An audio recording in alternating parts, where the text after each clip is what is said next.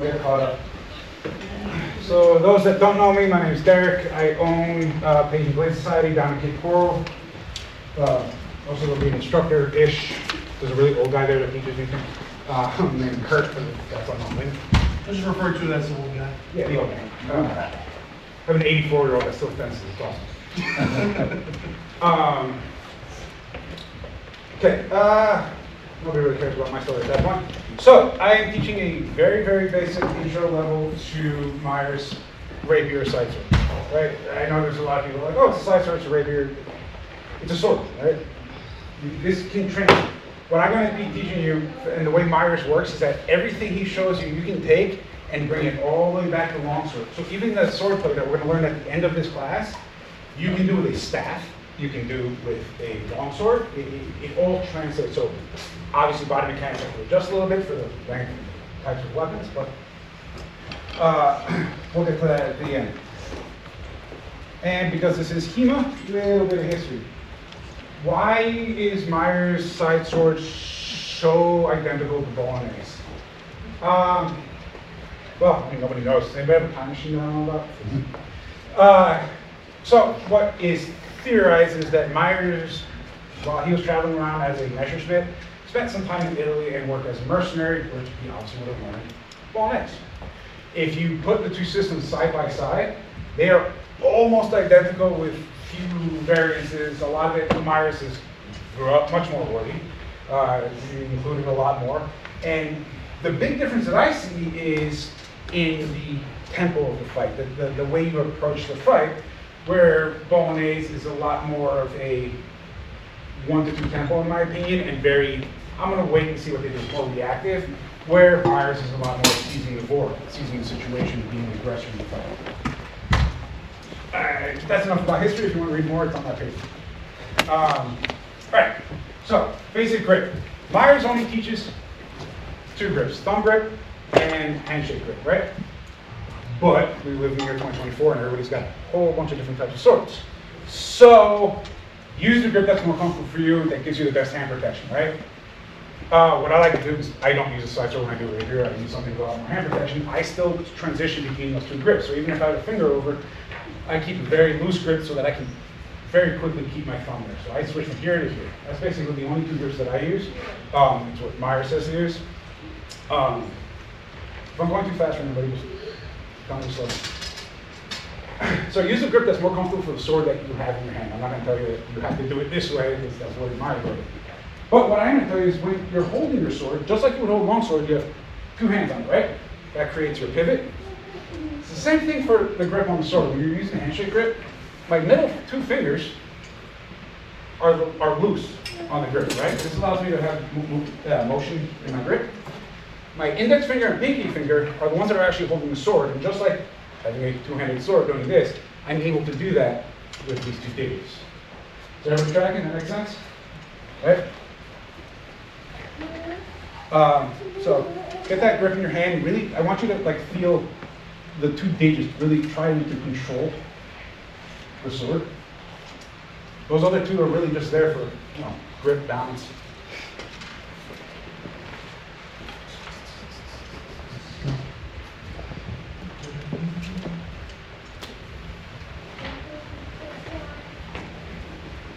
Well, it's not healthy. All right, so get a little room around you guys, spread out a little bit so that you can get to this next part. This is where you're actually going to get into your stance, which then needs some footwork, so you might as well make yourselves comfortable. All right, so who here has actually seen Meyer's Art of Combat and seen the stance look absolutely ridiculous compared to most other things, right? All right, what should the stance look like? It is not as front-loaded as people seem to tell me it is, anyway. So, your lead leg is forward, right? This is not a rule. This is most of the time. There are passing steps in my side sword. But my knee is basically going to be just over my front, so I can barely see my toes, right? My left leg's going to be between 90 and 45 degrees. Knee slightly bent, right? Even though I'm probably 60% loaded forward, 40 to the rear, it's still a very quick way to be able to get back and forth, right? It looks front loaded. It is not it's not this. I know a lot of people can move right here. And if you look at my back leg, my hips are forward, facing my opponent, and you can almost make a line going from my shoulders down through into my leg. I don't know how good you can see with my very fancy pants. They're very fancy pants. Hey, let me finish this one little spiel and then we'll move over there, okay? Sounds good. I already lost my train of thought. See, this one Straight now. line's fine through your back of your foot. All right, so little like stupid things that I found that helped me that I wish somebody taught me was that when I'm fencing someone, now you should don't mind. Hey, say I do end up doing a passing step or a triangle step out to the side, right? How does my footwork change? But I try to keep my stance the same. One of the things is that I keep my toe pointed towards my opponent, right? So if I triangle step out here, my stance now goes into here, my toe is immediately facing the direction of travel, my opponent, okay? I learned that very late in my fencing, and when that finally hit me, I was like, oh, okay. It makes the off-angle stepping that Myers has a lot more fluid, okay? Because a lot of people get lost in that whole, oh, I'm supposed to go over here, not direct, but then going the wrong direction. Keep your toes pointed at your opponent. Same thing if I use my front leg and I just step this way. My toes are always pointed towards my opponent, okay? We'll move into footwork. In the main gym, we'll have more room to do everything there. Sorry for the interruption.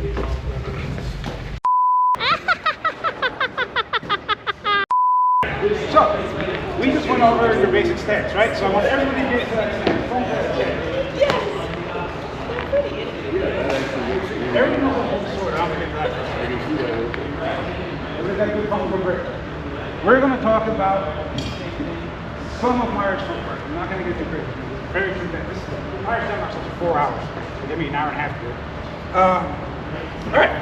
So, I'm in my nice comfortable stance, right? Not forward, not back. I can move around. The thing Myers does not talk about is lunging through thrust. He says the thrust, but he doesn't really tell you how to do it. Except that he wants to make sure that he talks about making sure that your arm and your shoulder is in line with your thrust, right? But he doesn't tell you how to get here. He doesn't talk about doing these big fancy lunges and things that you just on your limits. So he talks about it in footwork. You kind of have to piece it together. He calls it increasing and decreasing, right? Not only is it your thrust, but it also changes your level and your range.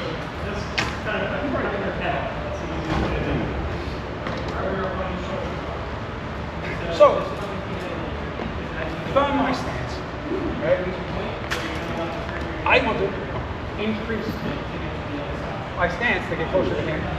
I literally just want to step forward. I'm increasing my stance, bringing my arm forward. If I come back, I can now use, right? Simple enough.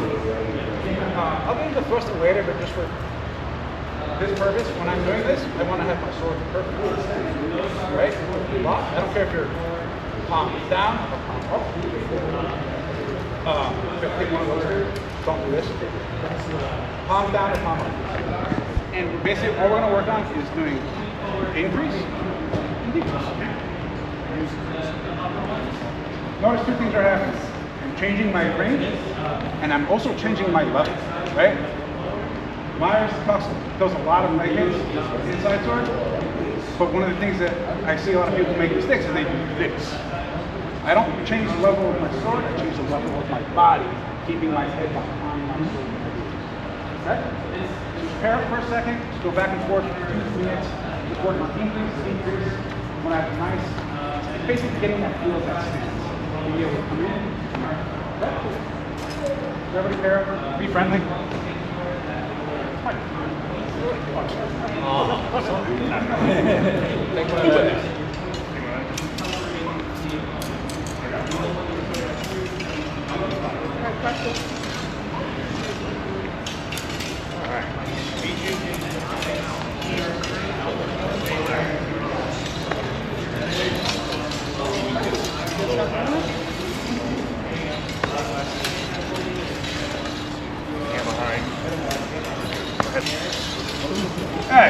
Everybody looks good at that? Let's keep going.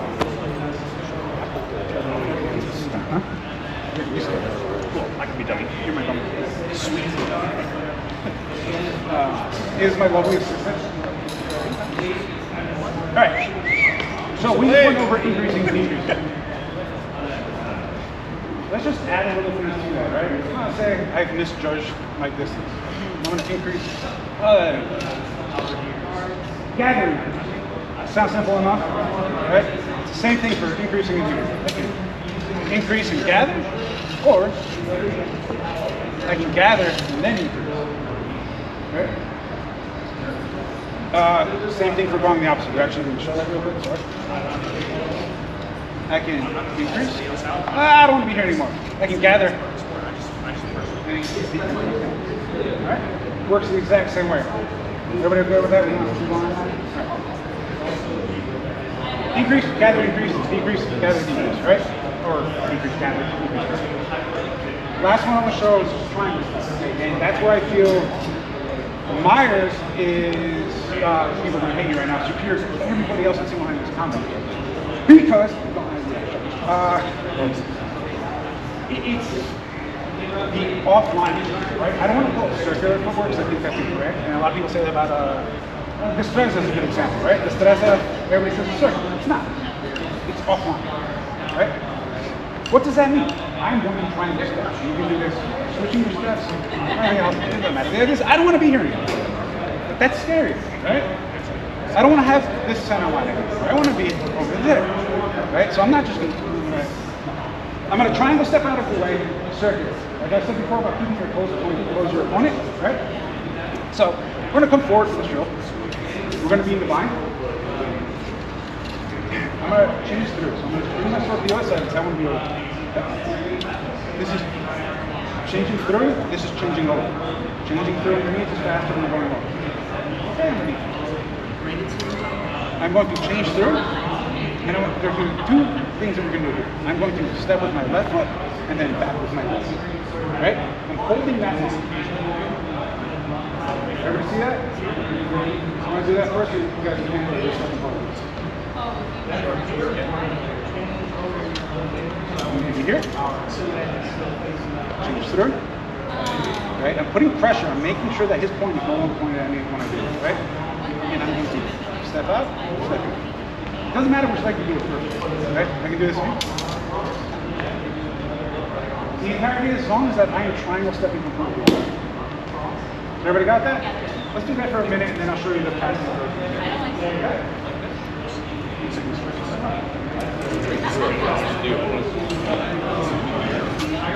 Let's look here.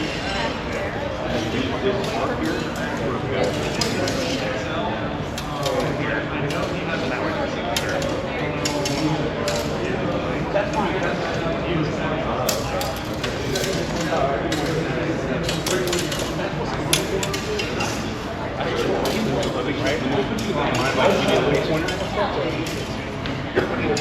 Stay out of his range economy. That first step, make it less of a step. It's more of a parallel step.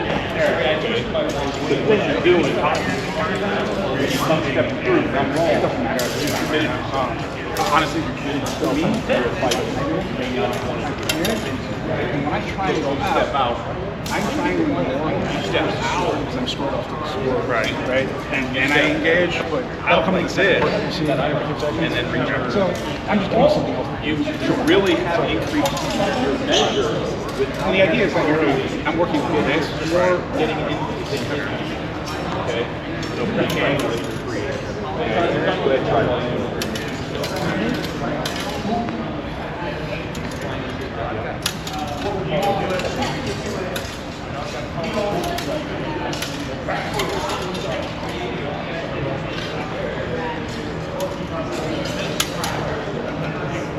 Hey, good to see you again, bro.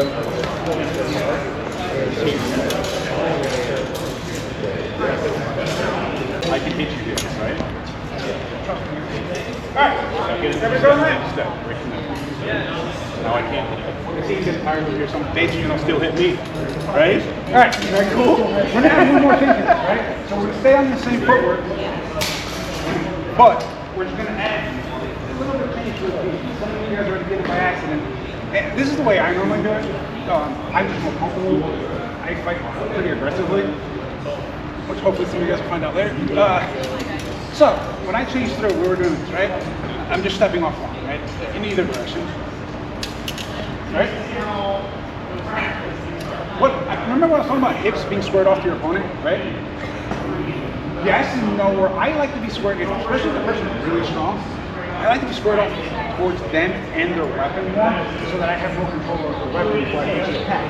How do I do that? I do that by triangle stepping with my rear leg first, and out to the front. So it will look something like this. Here, comes through, and I step out with my left, step forward, and then I finish. Right? Now, when I'm here, sorry, I step here, I'm squared off to the sword. I have more control of the sword structurally with my body now. Right? Now that I have control of this, I can maintain an overbind on him. If I'm strong in this week, everybody knows what I mean. I don't forget that. And then I can step through and finish it with my set. Does that make sense? Yes. Right? It only works in that direction. If go the other way, it's going to be the same thing, where I'm going to step off, step with my lead leg, where now I squared myself off to the weapon, and then I can finish my step. Okay? Do that for like 2 minutes. Alright, go. Come real close to this one because I don't want to yell. And they want me close to the sword. The camera. Alright, cool. So, besides YouTube, it's which everybody here basically studied German sort or Together. so that everybody knows they don't. So We're real swordsmen. We do Italian. alright, cool. So And Danish. everybody here have a pretty warm and fuzzy with Meyer's longsword guards, right? Has anybody read so far as getting to the two sets? Yes. Right? What do you notice between the guards in the Meyer's longsword compared to the one in the Dusek section? There's a lot less. Right, there's a lot less guards, right? And he actually goes into so far as saying, all right, these are guards, and then we have postures. Okay? Then if you read further to the Rapier section, he gets rid of guards all. They're just done, right? So the idea of the way Meyer's books work, for those of you who haven't read them, is that they start at longsword, and it's basically like, I don't know how to hold a sword, let me spoon feed you this information. As you get through the book, I don't have to do that anymore, so you can get worried about being more technical. And there's no point in saying like you have to be in this guard before you switch to something else. He starts talking about in the Rapier section being in quadrants and areas, right? I'm going to be fighting over here, or I'm going to be fighting down here, right? So I try to put the names to something that people understand, kind of with longsword. So take the names that I use with a grain of salt. It's just kind of like you can refer back to other weapons in the book and be like, all right, that's what he's talking about being in this area, right? But basically what I do is I separate them into high, middle, and low. So we're going to start with our high. Basically high right, high middle, high left, okay? A couple things that happen up here. So we'll start with ox. Everybody knows what ox is in longsword, right? So we have 4 versions of this with a single-handed weapon. So if you get into our stance, you don't have to do it right now, just watch for 1 second. And I'm standing in what you guys would recognize as ox on the right, right? And then ox on the left.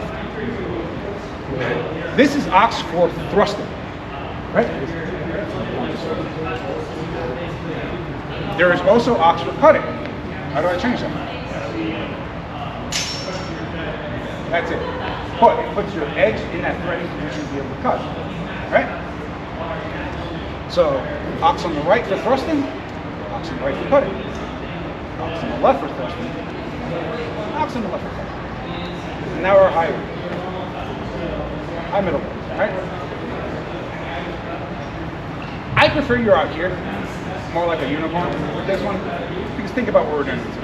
If you're up here, like you would be in like Vanta, that takes a long time to come back down, right? So put your hand where you feel comfortable in your tempo, in your range with your opponent, with your sword up, right? So if I'm all the way out here, your sword up, no point, yeah. if I'm all the way out here, yeah, I can put my sword up here because he's never going to get there, right? And I have a good idea to be able to smash down his blade if I want to. But if I'm out here, then I'm probably going to be more like this if I want to be in this position. Okay? So think about where you are and where your body position is going to be. Okay? Before you guys go through this real quick, remember when you're doing ox?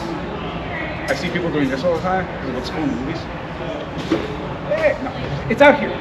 Give yourself room to work and be threatening. Have your point forward in your opponent's face, right?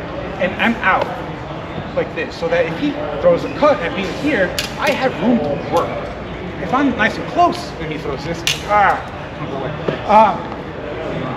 give yourself room to breathe, right?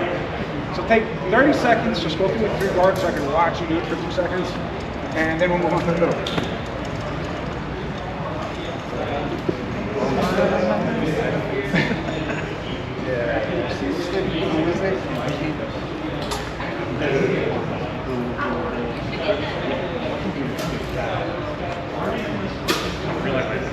Yeah.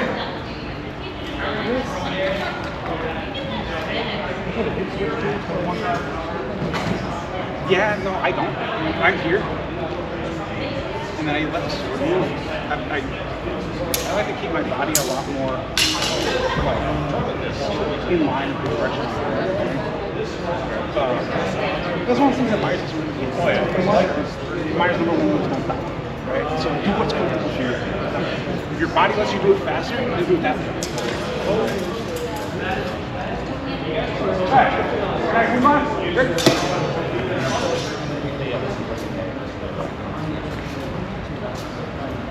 Alright, middle guard, right? Technically, it's got 3.5 to make it really confusing. So we'll start with the one that everybody else. Long point. What is long point? Can somebody define long point? Not you. Your answer. Furthest extension of the whack. Furthest extension. Also, all your cuts go through. Right? Here, long point up here, and I cut. My sword is now gone through long point. If I'm long point lower, and I cut, I go through long point no matter what, right? Long point also the safest place to be if you are scared and have no idea what you're doing. Why? Because he has to deal with my weapon. He cannot deal with me before he deals with my point. So for people that are new to Rapier, what I tell them is when they go through their options, if they're withdrawing, we're fighting, I don't want to be here anymore. When I step away, I'm going to step away the longer. That's the safest place to be when you're starting out. You now have to do something fancy. Alright, so long point, out in front of you, right? Again, palm down or palm up. Does everyone know why I said palm up, palm down? Anybody have a guess? Where the queens are. You know the answer. That's cool. Come. I don't think Meyer doesn't really talk about it too much. It's a lesson learned for me, where fine, right? I come forward, this doesn't work. If I'm like this, and he just comes straight down. This gives me some kind of level of where I can be like, yeah, I'm gonna stop that. Do over. Alright, so that was long point. We're at long point in our stance, and I bring my sword down in front of me. I have gone to Iron Gate.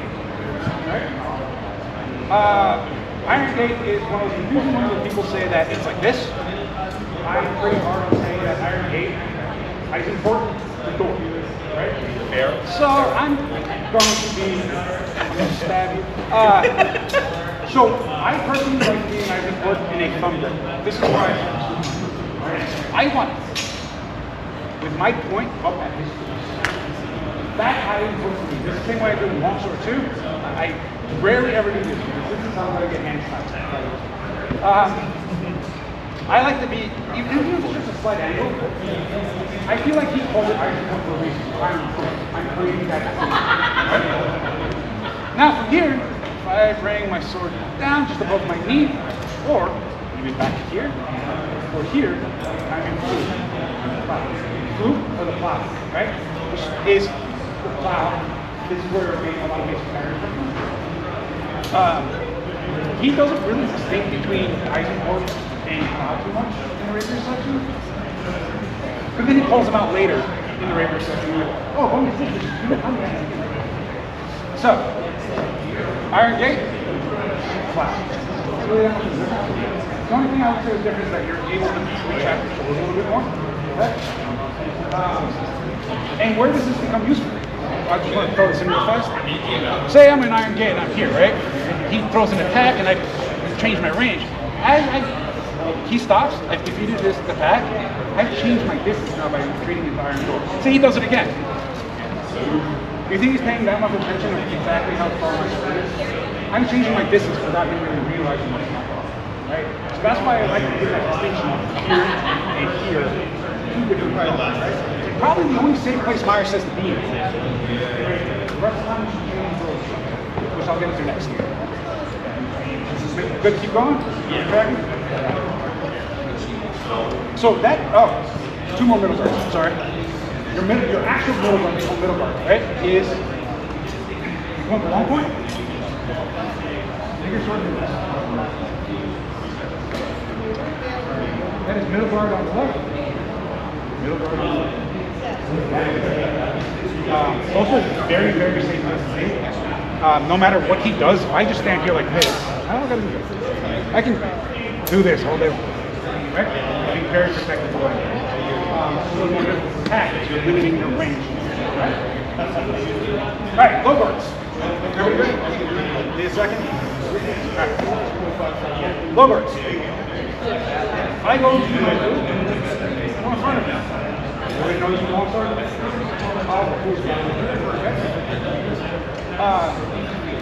The only difference with this is that, again, you're going to do the sight of the range where you want to go.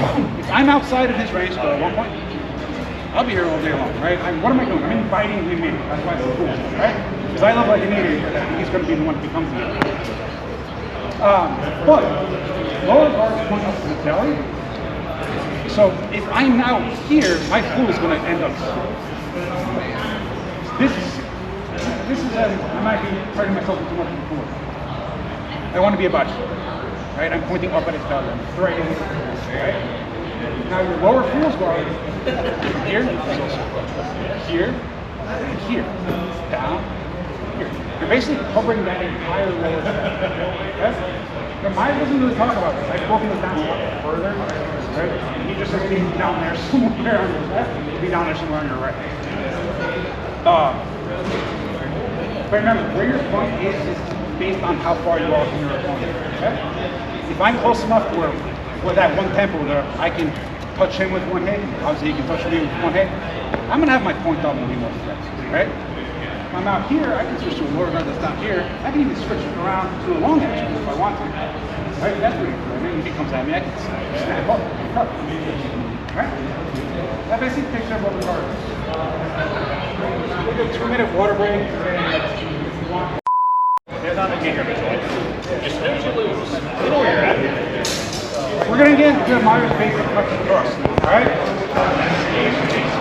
Let me give you some set of Meyer's custom thrust, right? Ever heard of that before? I want to tell Rapier. Thrust to Italians. It's not German. I think actually begins with such a thing. We don't trust, but now we're trusting. Alright. So, if you read into it, in long story, yes, it says, don't trust or trust. Ratio, actually, I consider 50-50, right? Why? He says that if I'm going to thrust, I should be able to convert that to a cut. If I'm going to cut, I should be able to convert that to a stroke, right? So I just want to keep that in the back of your head. It is equally used in Meyer's rig. Thrusting and so, let's get into our cuts, our basic cuts. Hold on a second, that's another 4 hours.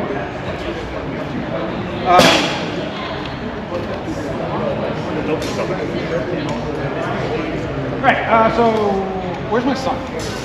Nick, come here. Run.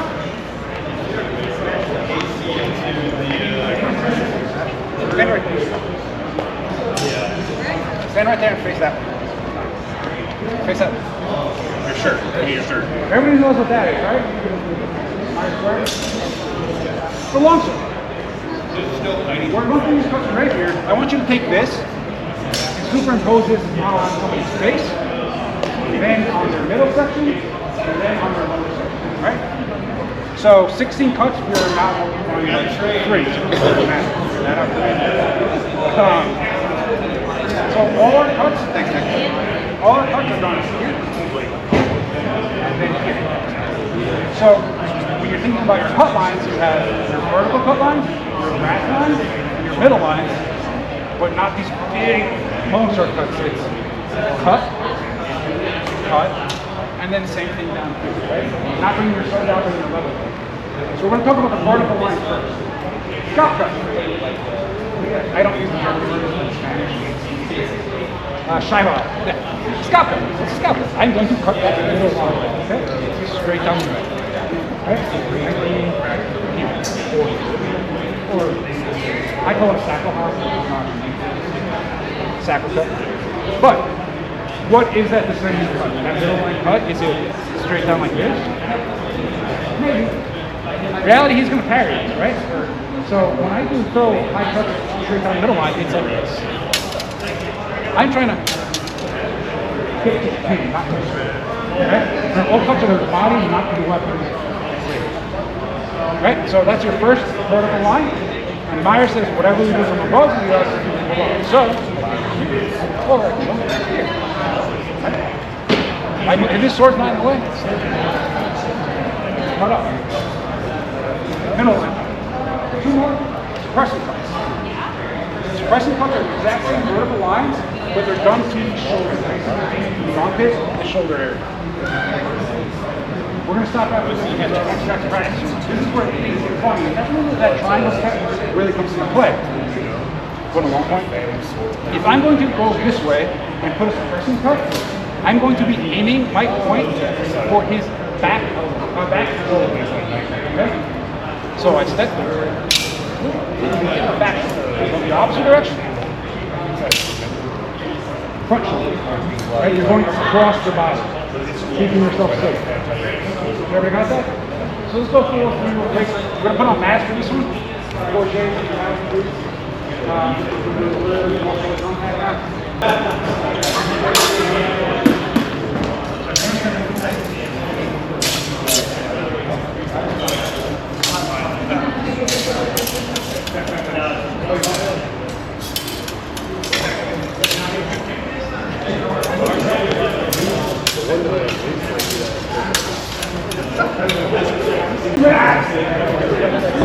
Hey guys, can I take one sec? Sorry, sir. Alright, I'm just going to add this in real quick so don't downgrade. I forgot one of the vertical cuts. It's a squeaky cut. I can't do it. No, because I'm perfect. What's this? It's a vertical cut too, but now we're going to be using the short edge. Okay? Does everybody know this is long sword? That? Alright? Not me yet. Right, so it is still a vertical cut. Aiming for the scalp or wherever you can on the body, but the idea is to hear that when I step out, say I'm going to step to my right. I switch here, and I drop my shoulder. And I go to the left. It's a vertical descending cut, the vertical cut, that's why I call it vertical cuts, but it's just your short edge cut. Displace, attack. Okay? I'll never go back to Atlanta again.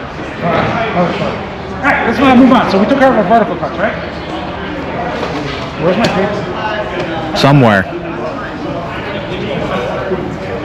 We're going to go into a rat cut, right? So, who doesn't know what a rat cut is? I'm sorry, what's it? Rat. Wrath. Your rat line? I don't speak Chinese. So what's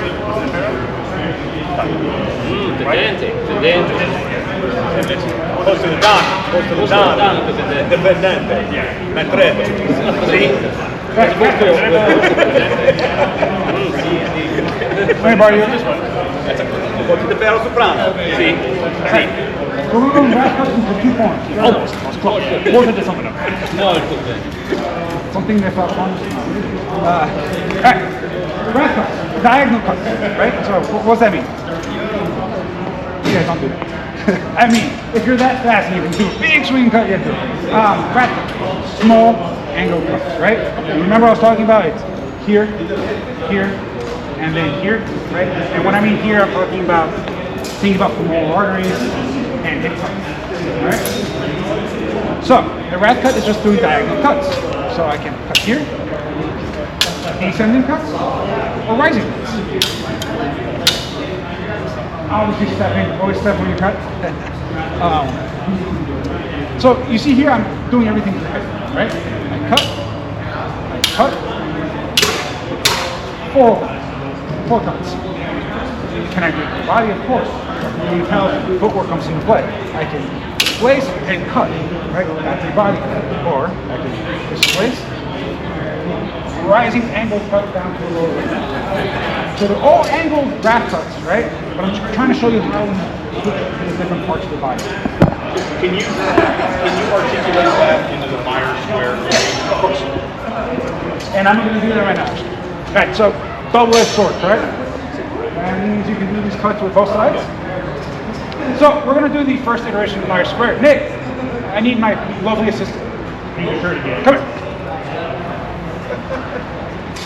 So you put that shirt out for specifically for today? Yeah. Thank you so much for wearing that shirt. All right, Meyer square. We're going to worry about the outside line, right? 1, 2, 3, 4. So real quick, for the guys that don't know it. 1, 2, 3, 4. Oh, long edge cuts. Can you do that with short edge? Short edge. Short edge. Short edge. Short edge. Let's get even more complicated. Let's double. And this one thing, it's very, very simple once you get the hang of it. I've had the best luck specifically in rapier and dagger fighting. Because most people that fight with rapier and dagger, if you have a dagger in your left hand and I attack here and I withdraw, what do you do with your dagger most of the time? You drop it. Most people I see, they'll move it someplace else because they do this, right? So if I start doubling and I'm attacking that same opening, usually they're not going to have their weapon in the same place for a second attack. So how do I do that? Let's get real complicated. I'm going to stand here and remember I was talking about changing short edge, thrust, cuts, thrust, cuts. I'm going to stand here and ox the cut, right? So you think I'm going to cut your head, right? As I step forward with my cut, I'm going to transition to my short edge. And as I pass through the long point, the wrist cuts back around, back to long edge. Okay? So, 1, that's your first cut. Where's your second cut? 2, so it's come from here. So it's going to look something like this. 1, 2, 3. We've now doubled our opening 4. So those 4 cuts have just become. I think everybody should practice this in a few minutes, right? You can do this by yourself. If you want to do this, I'm gonna have to skip over a lot of the other cuts. So I'm just gonna talk about thrust for 2 seconds, and then we're gonna get into the sword play that I wanted to teach, because that's what I really wanted you guys to take away from this, is an actual stoop, the sword play that he has.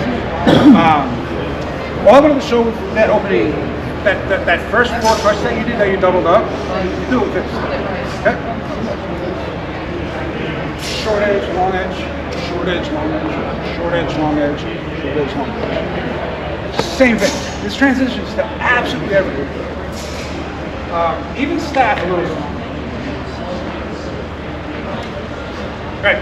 So I just want to talk about thrust for 2 seconds. High, middle, low thrust. Okay. If I'm thrusting from a high guard, my point is down. Okay.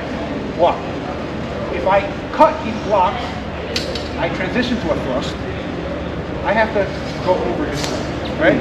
So thrusts from high are always descending, right? So you're aiming right about this area, okay? If you get the face, you get the face, depends on your own height. Meyer's #1 rule is don't die. So whatever your body mechanics allow you to do that's comfortable to you, to do it faster than the other guy, do it that way. Middle thrust, just as this sounds. This is where the quillions become important. I'm aiming for that middle part of that body by increasing and decreasing. Can I thrust decreasing? He attacks me.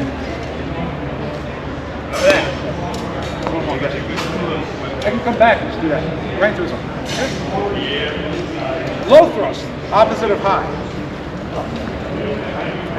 Here. I come through low guard, I move to the thrust. Okay? Myers talks about the thrust being, like I said, your arm is always in line with your skeletal structure, right? So that you can push on the old day, but this isn't what it's not gonna happen, right? Does that mean that we don't do this? Absolutely not. And I have heard, I think this is an Italian guy that says it, somebody capital. Never thrust like this, always have your arm first and then let your body follow through. Right? Meyer says no. I thrust from here all the time, over here. Thrust. But by the time my point makes contact, I'm structurally sound. Right? So anything that happens in between that, that's alright. As long as I end in that position. Sorry. Alright, so that's thrusting real fast. Real short and simple. There's like 15 secondary thrusts that you can look up on your own. I'll hand out my email address after this so you guys can ask questions. Alright, sword play. Myers has a thing called stukes. I know a lot of you guys know this. Stukes are sword plays, which is kind of like in karate sense are katas. Right? It's not telling you that this is how you do this, it's just showing you that sword fighting is 1, 2, 3, 4, 5, 6. It's not just 1, 2. Right? That you have all these options, and how do you put them together? So this sword play I picked out for this is because one, it transitions amazing to longsword and staff and dussac. I'm actually very successful with this one in dussac for some reason. It's a lot of off-stepping motion, and it's basically it's called Meyer's 3 running force. What you can do is 3 running cuts, or 3 whatever you want to do. So. We're going to need mass for this. I'm going to teach you the first part of this, the second part, and the third part. First part, we're going to start this in the bind, just for time's sake, okay? I'm in my nice good stance, we're in the bind. I'm going to change through to the left iron gang, okay? And I'm immediately going to return contact with his work. Very important. If I just come off, no. Remember, this is all about maintaining that center line. So I'm going to come off this blade, I don't care if it's above long edge or short edge on the blade, I'm going to come forward and put a thrust to his face. He's just going to do this. Your partner's just going to do a safe parry to this side. That's it. Okay? So again, here. Okay? Everybody got that? All we're going to do from here is this. Take my back foot and step off to my right. Over to a hanging vertical. That's all I want to see at first, okay? Change through, thrust, he parries, I now close that line off. So remember, if I thrust and he pushes off, he is now taking my center line, I am in trouble. I have to take that away. Thrust. Okay, let's start with that. Masks. Scary for me. Alright, second part. So I'll go over the first part then. Nice, good Meyer stance. Change through, I thrust. Step out of the way into hanging, right?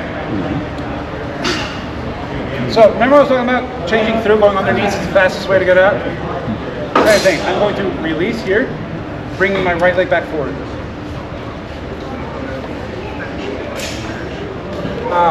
He explains this with a short edge. I want you to do this as comfortable, whatever is better for you, short edge or long edge, right? So again, from here, change, look, hang, short edge, it's just snapping around. It'd be more confusing to do with both ends. Whatever's more comfortable for your wrist, especially depending on what gloves you're wearing, doing this to this might change it, right? But the motion's the same. Everyone want to see it one more time? Sure. Hang.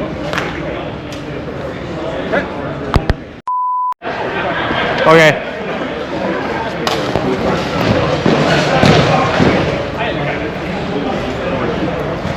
Got like 5 minutes left. Top there. Alright.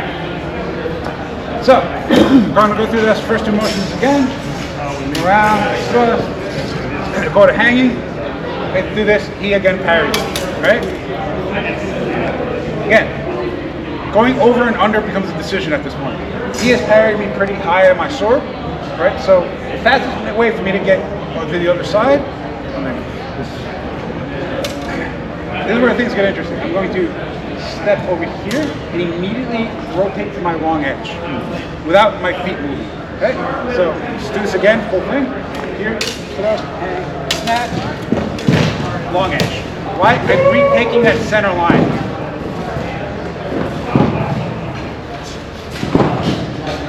So I've retaken that center line, right? Now is where my footwork comes into play for this last thrust. Remember I said it's 3 running thrusts? I'm going to step super the hell out here with my front leg or back leg, whatever's comfortable for you. The way it's actually describing this right here, right into the face as I'm going that direction. I like to use my back leg, whatever's comfortable for you. So I'm here, I'm going to step out into that thrust. I feel that I'm safe here, right? My sword is in between his sword to be a little bit better. But your body mechanics, your body style is going to dictate which leg you will use. All right, everybody got to see that one more time? Here, thrust, and hit. Re-engage the sword. That is the most important part. And as I'm leaving, I take him out, and I'm retreating. I'm observing at that same time. For you guys, observing is withdrawal, right?